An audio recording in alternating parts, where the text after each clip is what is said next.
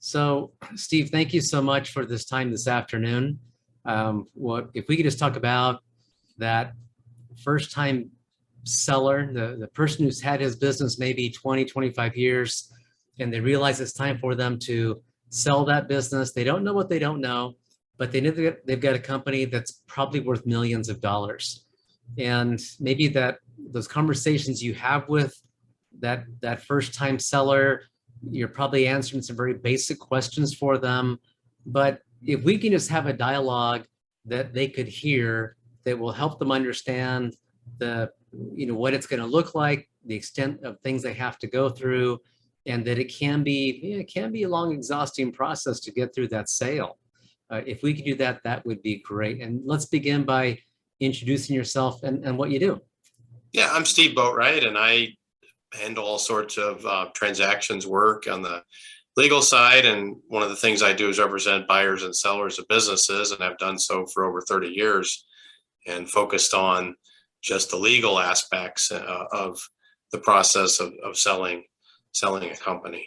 So, and I'm with the law firm of Gallagher and Kennedy here in Phoenix on 24th Street and Camelback.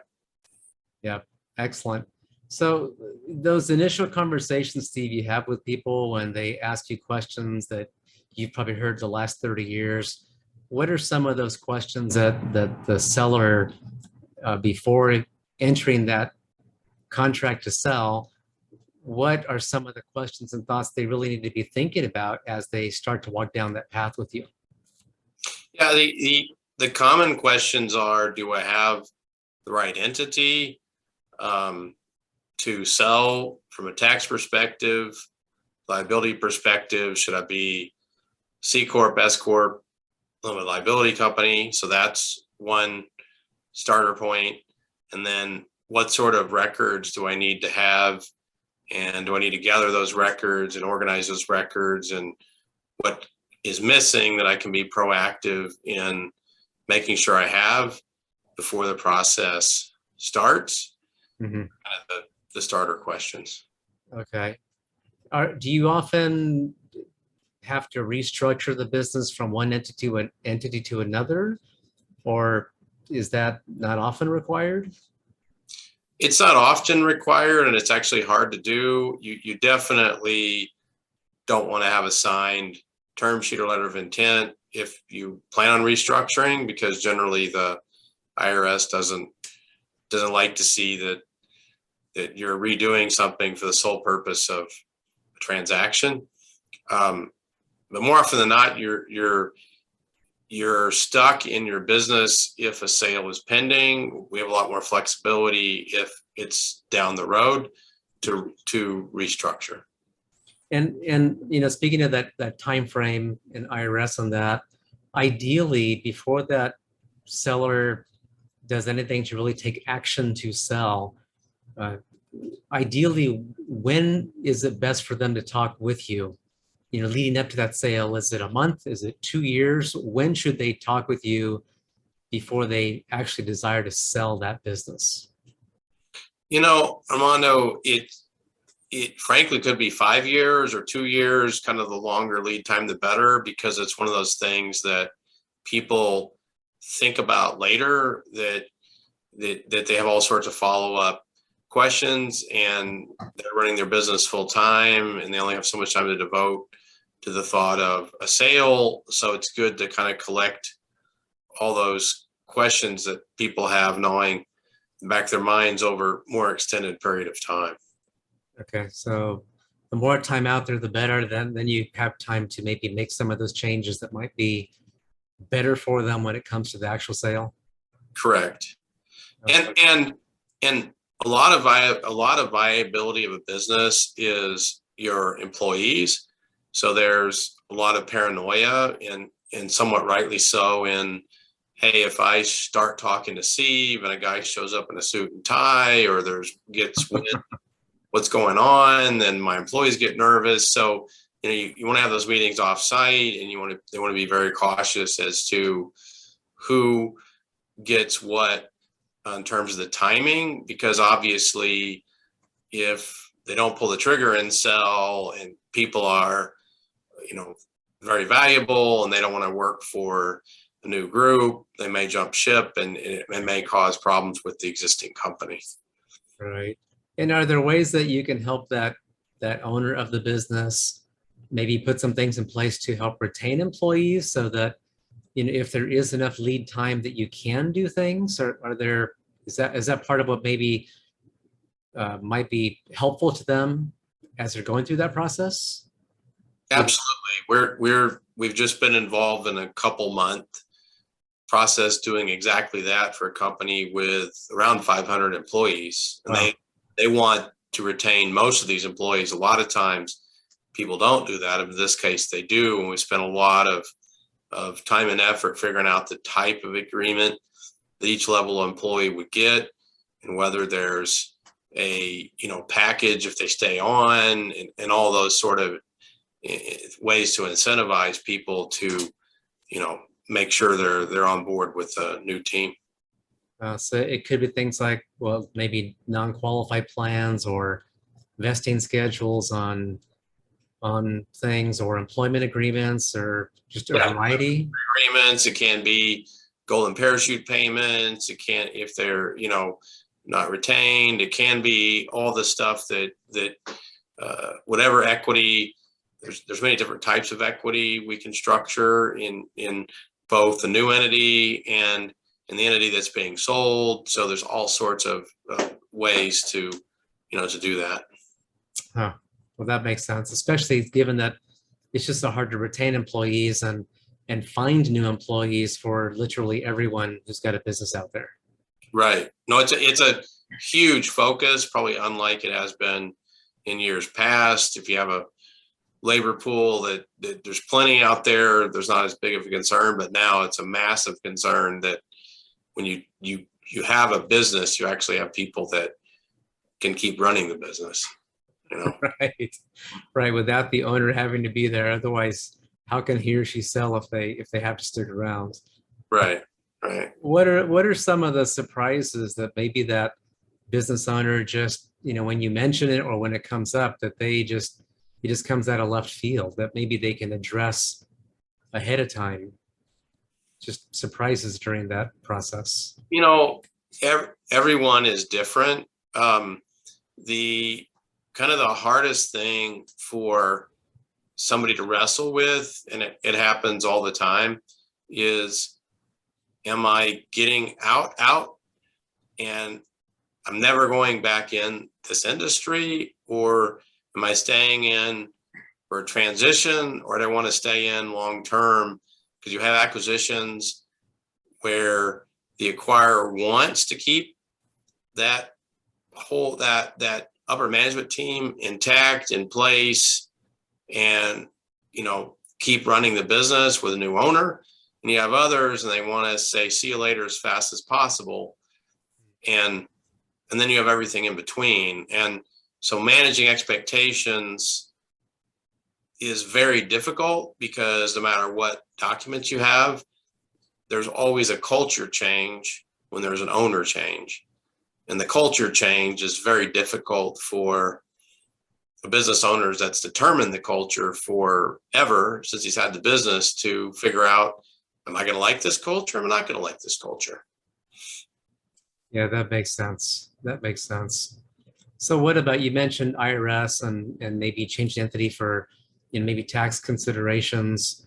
If, ideally, if that business owner had, 5 years out and really had some lead time to make some of those changes, does it also depend on, I guess my real question is, how do you really do that? Meaning, do you have to know how that person's going to exit in order to really restructure the right way? Or can you do some planning regardless of how that exit looks when it comes time to actually sell? It would require a deeper dive with our tax professionals, depending on the business. If you have a lot of assets that are depreciated down to nothing, and so you have a recapture event on a sale, do you have, have you been in a C Corp forever? Because once you're in a C Corp, it's really hard to get out. There's many considerations that are business specific. That's not a one size fits all with the, the structure. There's even things where somebody intends on keeping part of the business. So let's say you have you sell whatever, sell cars, say you're a car dealer, and you have a finance company, and you have real estate that you lease to the companies. Well, you obviously often want to keep your real estate as a landlord, and you want to spin your finance company off. So it's figuring out actually what you're selling and what you're keeping and what that looks like. That's important as well. And it sounds like it gets to even maybe a broader picture beyond the sale of that business. What does that owner really want to see? And does it support that ongoing lifestyle to maybe keep that as a rental property? Or is it best just to sell it and be done? Sell everything and be done, which is going to impact, of course, on your end, what's that deal going to look like? What's it going to include? And then how do you put it together to help that owner get really what they're trying to get out of this whole sale part of this event for themselves? Right.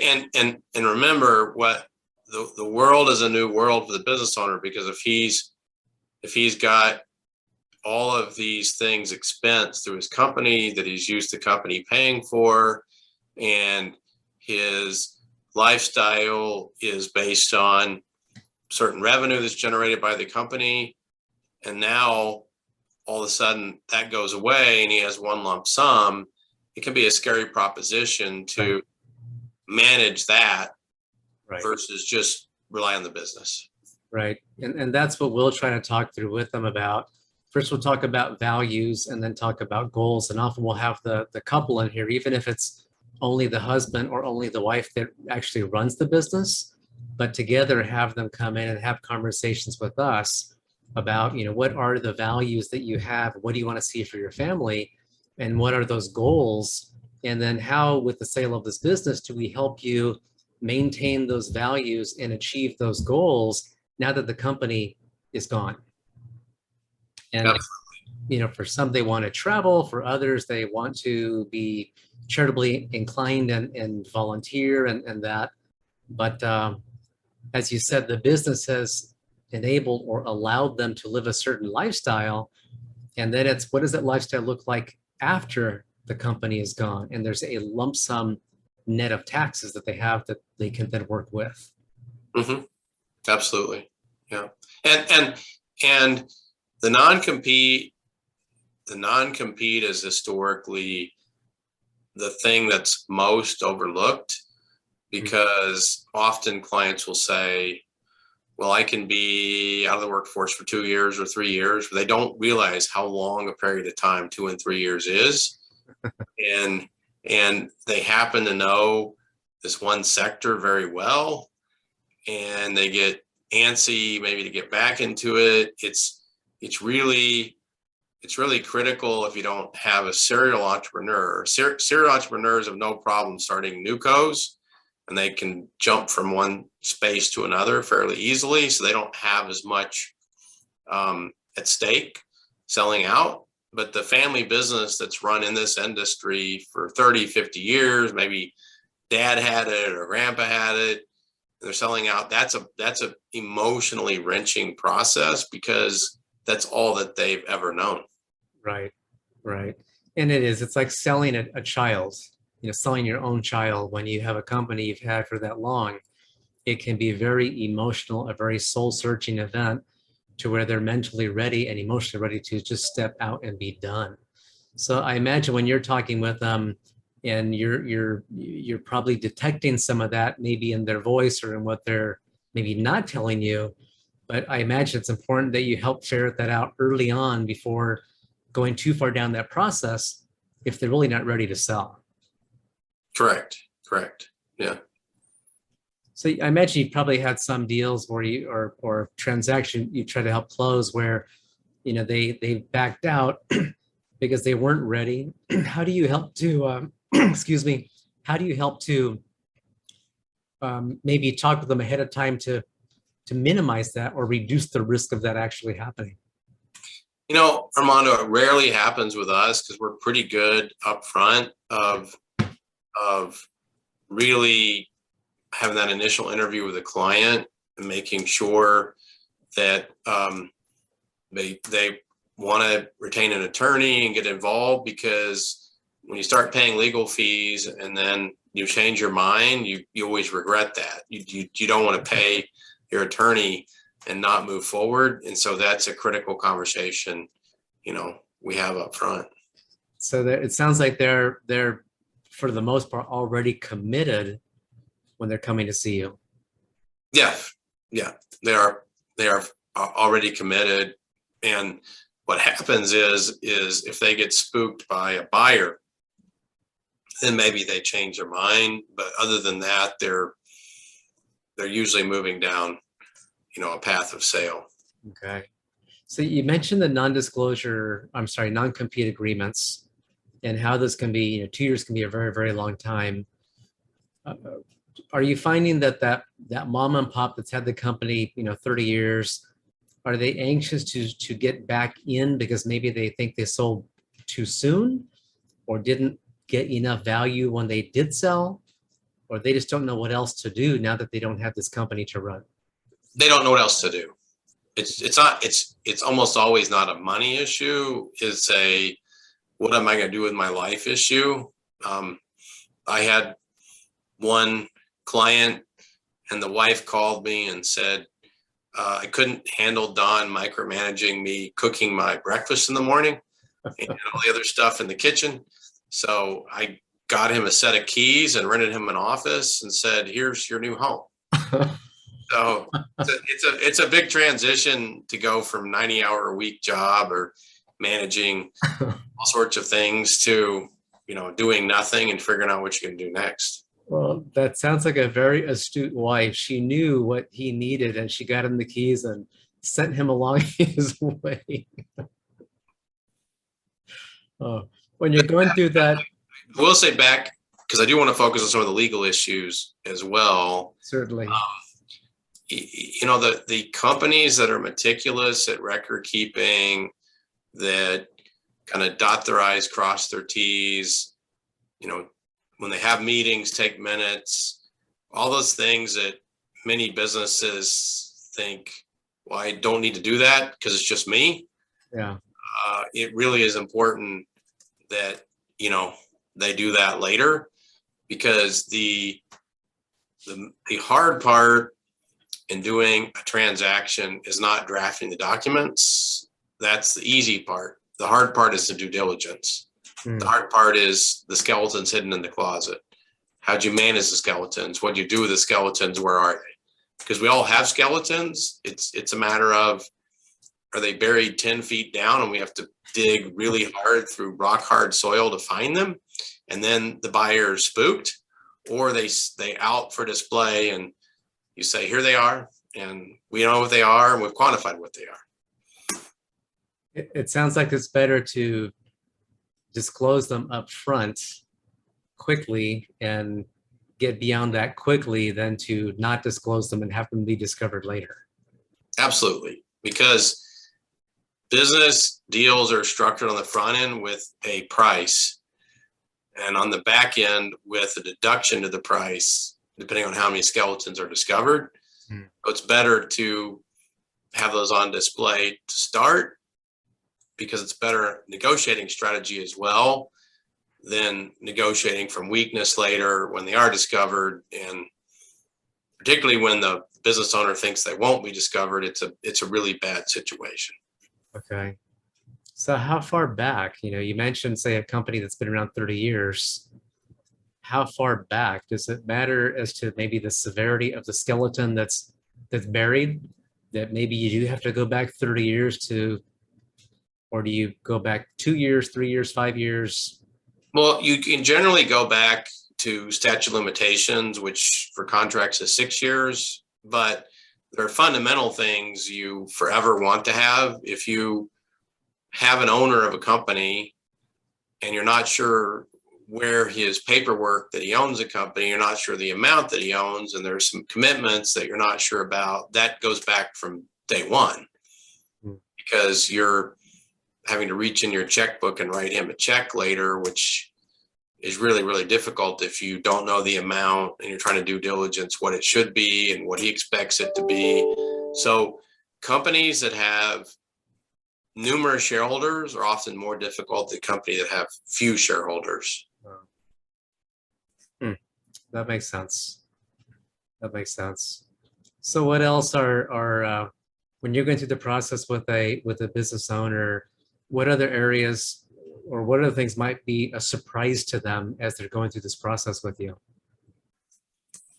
I think it's really important that they don't just have really good tax returns and tax filings, because often owners think if I get my taxes right, I've got it, but that they, have an accounting firm, and preferably if they have GAAP financial statements, not necessarily with footnotes, but GAAP financial statements, it actually makes life a whole lot easier than all the iterations of, well, it's not GAAP, so, what is it? Along the same lines, a lot of business owners are trying to minimize their, earnings because they don't want to pay taxes on them. Right. So you have all of those issues of the add backs and what it would have liked if they hadn't done this or that are important to consider up front and know what those are so that you get the proper valuation, because the multiple of earnings, which is the standard in the industry, is going to be a lot different if you've got all sorts of things you've deducted out that you could, add back in. And you mentioned about the GAAP financials. What about having a review or an audit? Does that help in the process? Is it worth the expense for the owner to typically go through that or not? Well, as you probably know, quality of earnings report is getting very standard, even in smaller acquisitions. So because you're going to have it anyway, you might as well face it up front and make it easier for you to have GAAP financial statements before you hand it over to a third-party financial firm you don't know that's going to basically get to that result anyway.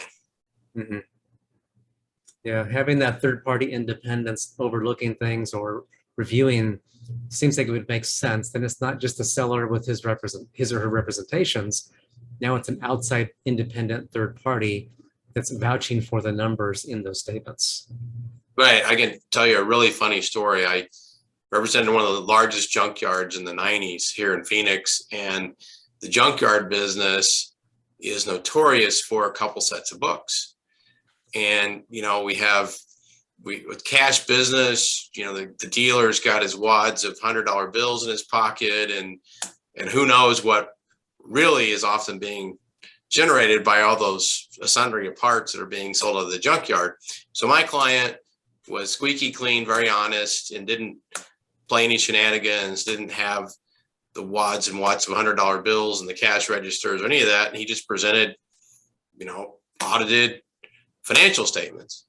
And the buyer thought, oh, well, yeah, I'm sure there's more to it than that. So they actually ended up overpaying for the company because my client was honest. Oh, wow. So, wow, that's funny. Yeah. Huh. So you brought up a point a moment ago about, for tax purposes, people want to typically show less profit, and maybe there's some gray areas, maybe things like the cell phone, or maybe vacations, or a customer or a client happens to also have an office that you visit along the way. So some of those expenses that you wouldn't ordinarily, I guess you call them add backs, where yes. You might have to identify those, quantify those, and add those back into the numbers to make them a truer representation of the financials of that company, right? But even as simple as, hey, this guy's pulling out compensation of $1 million a year, and that takes off the earnings because he he could be pulling it out as profit, and it's coming out in a paycheck, as simple as that. So. So in identifying those, when the seller is more prepared, is there a way they can maybe put those gray areas in a box or a folder so that they're more easily identifiable and organized better to make things go a little faster to get to the finish line? Yeah, absolutely. I mean, it's a touchy subject because when you habitually run your business to minimize your profit, it's kind of looking at the world topsy-turvy to think through, what if I did it the other way around? So, but it's an easy thing to quantify. Say should be easy, and figure out, how to make your company look more like what market would be for your earnings. Okay. So what about the role, say, of an investment banker or a business broker, or some type of an intermediary? How is it? You're the attorney, of course, structuring for the benefit of your client, the seller of that business. How is that interaction with you and that other third party that's also there helping to get the company sold? Yeah, great question. So the intermediary, where it's business broker, investment banker, should have an understanding of exactly at the point in time the company's selling, how value can be maximized. And how value is maximized is critical to getting the best price for the company. So many business owners think, well, I know the industry, I know what EBITDA is, I know what I can get from my company, but they don't think through the fact of there may be an alternative way to position the company to get a better price than the way that the business owner is thinking of positioning the company. There may be a synergistic play because of the banker's relationships that may be a tuck-in opportunity for somebody else that will pay a premium, for that opportunity. So the network, the contacts, the Rolodex, if you will, of the banker, the experience of the banker in an industry is often critical to maximizing, value, in that industry. Yes, it sounds like you'd prefer they have some type of an intermediary there to help them go through that process. Yeah, I mean, absolutely. I had a client recently, and we were looking at acquisition, and it was extremely hard to value because it was a very novel patent, and it truly, unlike many, didn't really have a direct competitor. And the banker was struggling with how to position it. And the banker then just put together a full-blown market survey, went to potential consumers, did all that legwork of, what do you think about this company? And in the process discovered a competitor in another country that consumers were happy with. And my client decided not to move forward with the acquisition. So you have circumstances where a professional with offices all over the world sometimes can ferret out things that are beneficial in the sale process. Right, that individual seller or owner of the company just wouldn't have access to. Correct. Yeah. Well, it sounds like there's a lot that the seller has to really think about and really understand before jumping into that contract with a potential buyer. Any ideas, Steve, when you're working on, helping people go through this process? People don't know what they don't know, and they may enter into a sales contract that really isn't in their best interest. And I don't mean the legal terms. I mean, maybe they've agreed on a price and conditions before they've come to you that just really are not the best for them. It sounds like that investment banker or intermediary can really help them go through some of that. But I wonder also, when you're drafting documents and going through that as well, I'm sure you're helping to give them some counsel about what they need to look at and that. And you probably have them sometimes very surprised when you say something and they're looking at you in disbelief. And maybe they just don't know what they can do or what they can't do. Absolutely. I mean, the other thing I should mention is, and I often say this in jest, but it's true. If you're wills and trusts attorney, your litigation attorney, your environmental attorney, your tax attorney, you're our specialty corporate attorney, you pick the word, whatever specialty that goes with attorney.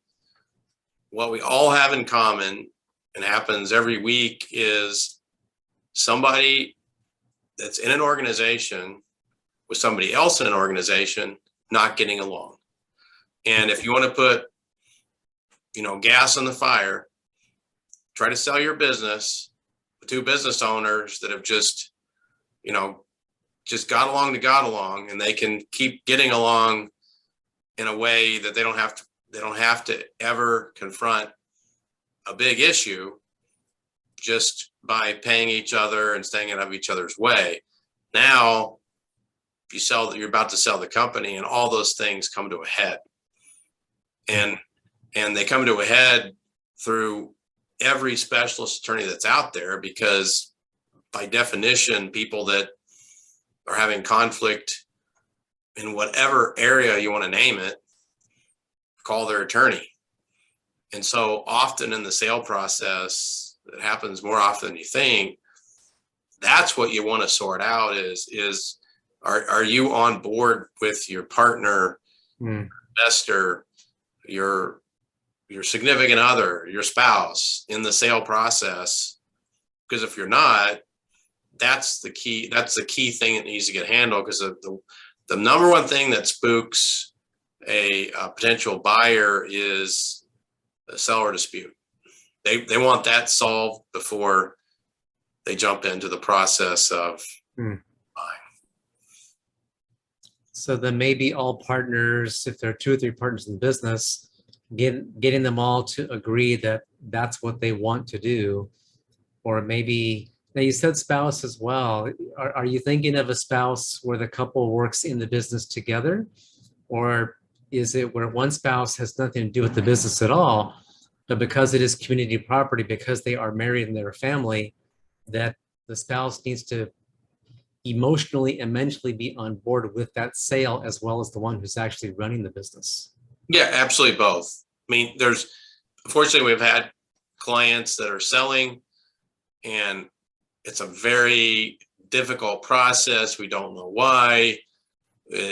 Nothing seems to be working, and we find out later where the spouse didn't really want the sale to happen.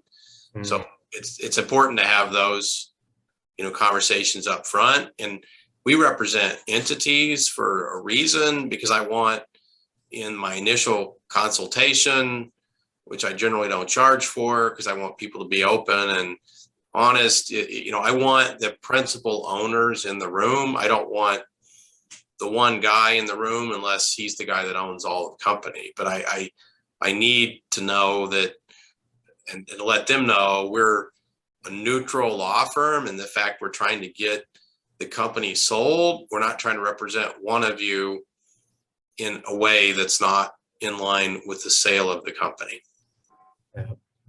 And to really help them, you need to have all ownership represented. And you mentioned a while ago about, if you have several owners, maybe you go back 30 years to day one because of the way the stock was divvied out or titled. But I can see why you're saying that having all those people together in the room and having that dialogue, I imagine that also helps you identify where there might be some friction between the partners, and it gives you a heads up on maybe you've got to do a little digging between those two to figure out what really is the problem. How do you help get that solved? Yeah, absolutely. Yeah.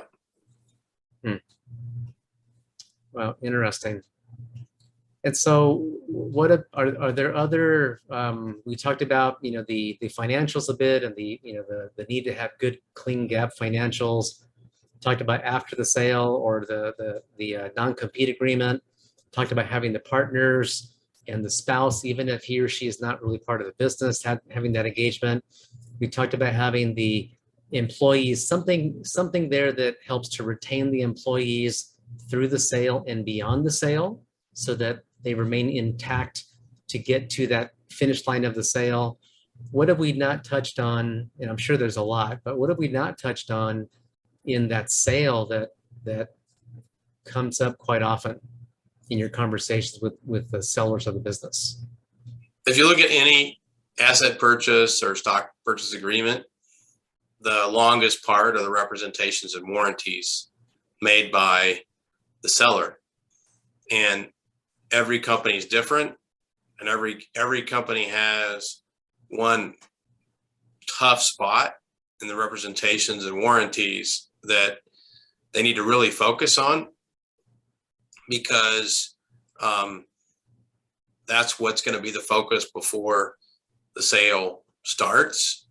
And unfortunately, sometimes clients don't even know, what those are. But with the expertise we have, if you're in the medical business and you haven't complied with the kickback rules that doctors have to worry about and what's called Stark regulations, a can of worms for a buyer to sort that out. If you're not in the medical business, that's not going to come up. If you have something where you have environmental issues, then that could be a focus. It's whatever your business is that has the highest potential for liability. From a legal standpoint, you really need to drill down up front and make sure you know how to answer the hard questions when they're asked. And so the representation, can you just expand on what that really means? You used the example of the Stark rules in medical. Would a representation be where the seller says, we are in accordance, in compliance with those rules. We represent that we are not doing any kind of kickbacks? Is that what the representation, something like that? In a nutshell, yes. It's in legal language in a couple pages, but at the end of the day, I'm sure that's what it says. It's in essence, whatever you're selling, that there's no gotchas in the process, because if there is, then the price that you're selling for is not the right price. And that's the whole reason you have escrows and holdbacks and things, is for those, representations and warranties. So the warranties, can you talk about what that really means, or when does that come into play and how does that work? So when you sign an agreement, you acknowledge as the owner, as the principal, as the major shareholder, if you will, that the business has certain integrity. Things like, yes, I own the stock I say I own. Yes, I have authority to sell. Yes, I paid my taxes. No, I don't have the environmental issue. I haven't had sexual harassment issues or employee issues. I've, complied with ERISA. All of the things that businesses have to comply with are going to be sitting there. And if there's, again, that's where the skeletons appear, and the exceptions to those representations and warranties are pretty big in scheduling. And those often are sticking points for a potential buyer. Okay. It sounds like it's in that seller's best interest then to tell you about that, so that and you can help them address it, and maybe come up with ways that it can be minimized, or at least addressed in the best way. So if it becomes an issue, then it's not a surprise. Yeah, correct. Yeah.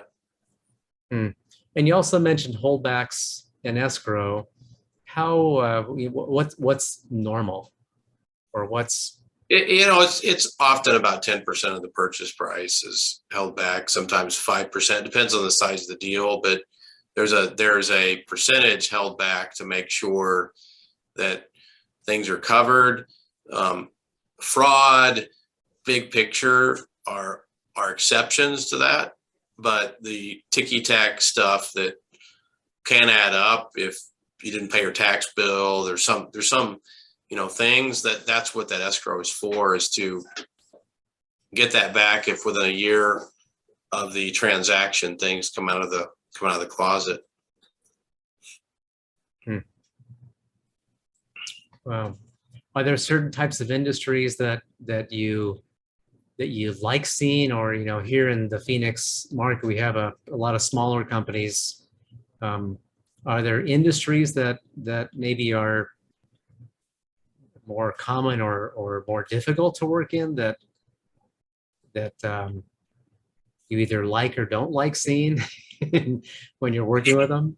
It's a good question. It's kind of funny how life is. If you're in a high margin business, software, internet, then it's easier to manage those disagreements because there's a lot of money, around, and it's rare those companies have, environmental issues or something that's really bad. If you're in a low margin business and there's tons of competition, and you have to make sure you drill down on the price to be pretty exact, because if you don't, you can lose a lot of money quickly. Those are much tougher industries to manage. So example, I've represented a lot of fulfillment companies that like Amazon warehouse.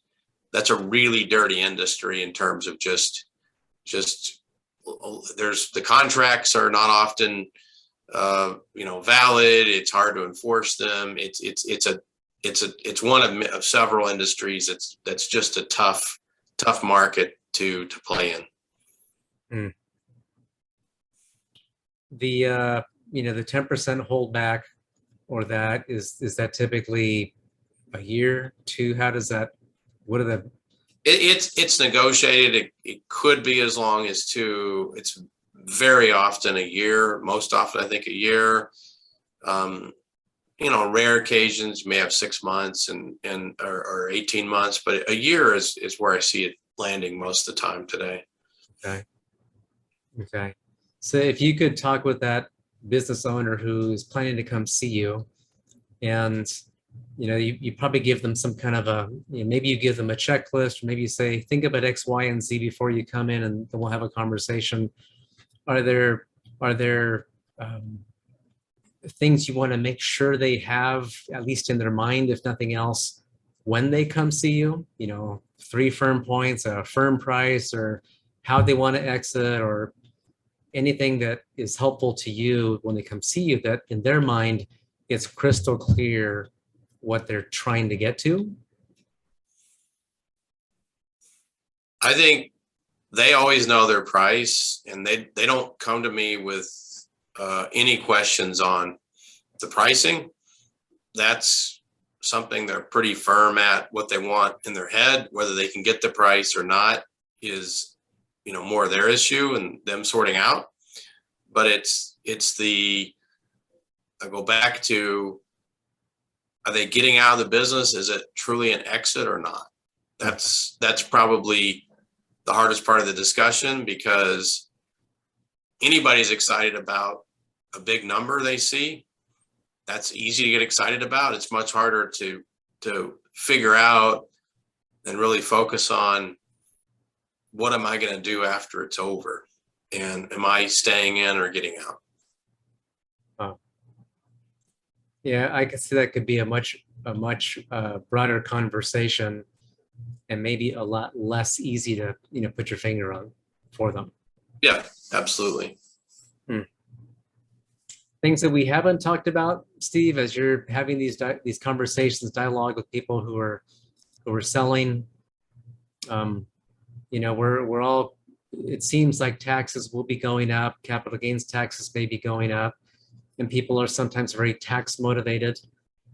Are there any thoughts you have on the environment today, and someone who's wondering, should they sell, should they not sell? Is it too soon? Is it not too soon? Any general thoughts that come to mind when I mention that? I mean, as you know, in the past 2 years, particularly the past year, has been probably best ever in history to sell a business. Your multiples are high. There's lots of cash. It's a huge seller's market, not a buyer's market. So there's tons of opportunity for sellers. So that's great. I think that'll continue for, who knows how long. I don't know if it'll be 2022 will be better than 2021 with interest rates going up, but it's still a very strong market compared to, what it was before, 5 years ago or so. Mm-hmm. And are you seeing the buyers, are they typically financing or using private equity? What are you typically seeing? It's all over the map. We've had, strategic buyers, private equity backed strategics, private equity directly, individual buyers, public company buyers, going public deals. I mean, all the exits are out there.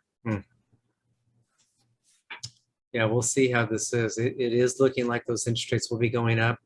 As we're having this conversation, this is February of 2022. Rates have not gone up yet, but it certainly looks like it's going to. And that, of course, makes anything that you buy more expensive if you're going to finance it. And that just looks like the environment we're going to be heading into as we continue with the rest of this year. Yes, absolutely. Yeah. Okay. Let me conclude by saying that I think the most common mistake that people make is they've been very successful in their business. They wouldn't be selling if they hadn't been.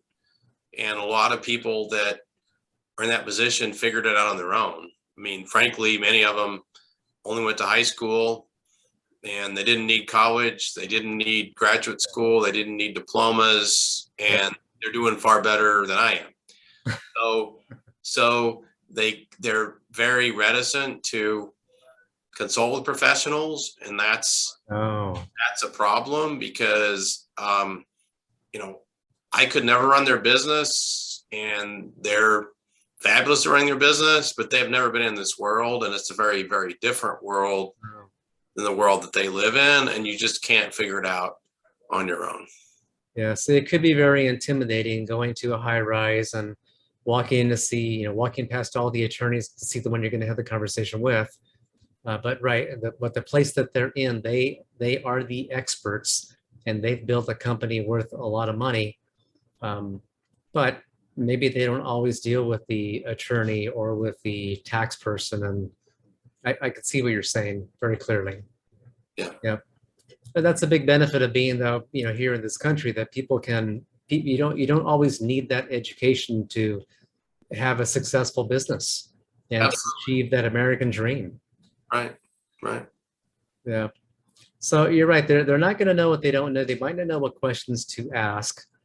So, you mentioned earlier that intermediary or an investment banker or somebody to help them go through that, along with you, to make sure that as you draft that sale agreement, that it has all the protections that you can build in for them to help them navigate that and come out as unscathed as possible, at the end of the process.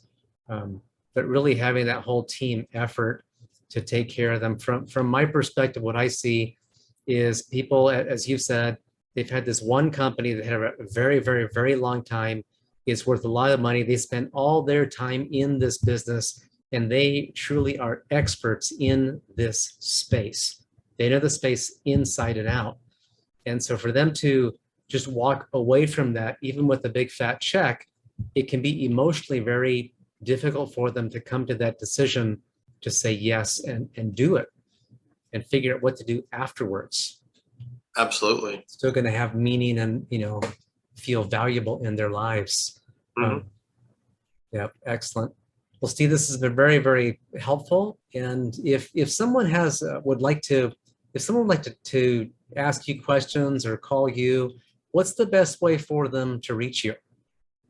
I would say just send me an email, and my email address is Steve Boatwright, BOATWRIGHT at G as in George, K as in King, net.com. So steve.boatwright@gknet.com.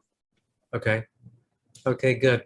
Well, hopefully, Steve, people will see this and hear this dialogue and realize that, they've got nothing to lose by at least having a conversation with you and just seeing where that conversation goes. You mentioned, I think that, you're happy to have a conversation with people, before they engage you, just have a conversation with you and that correct? Correct. Yeah, absolutely. Yep.